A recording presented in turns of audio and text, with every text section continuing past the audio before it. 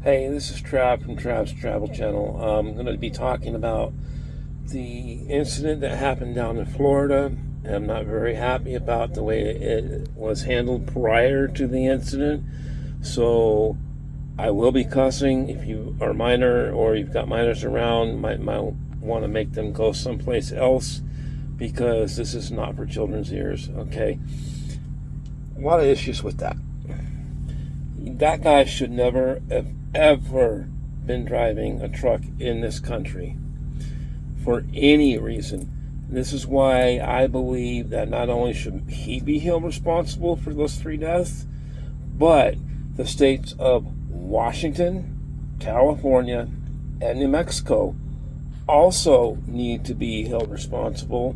And excuse me, but the reason why Washington and California need to be held responsible is because those states issued him a commercial driver's license on a non-domicile CDL basis, knowing that the federal government had issued a detainer on him. Well, not a detainer, but they basically said that he wasn't good to go and they were going to kick him out because he came over the border.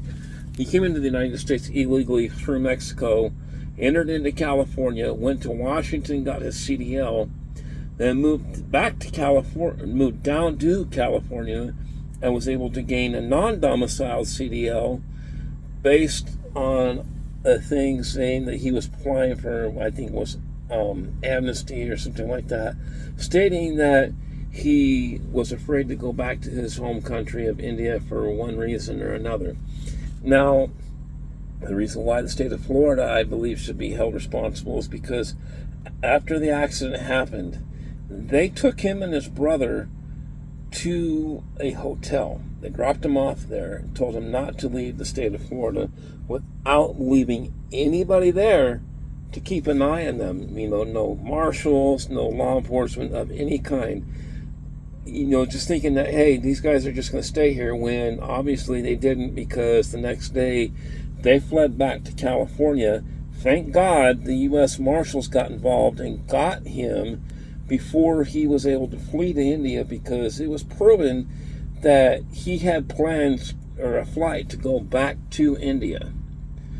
And I am thoroughly disgusted with that. As far as the state of New Mexico goes, when they gave him that cite for speeding, he should have automatically been given the English language test.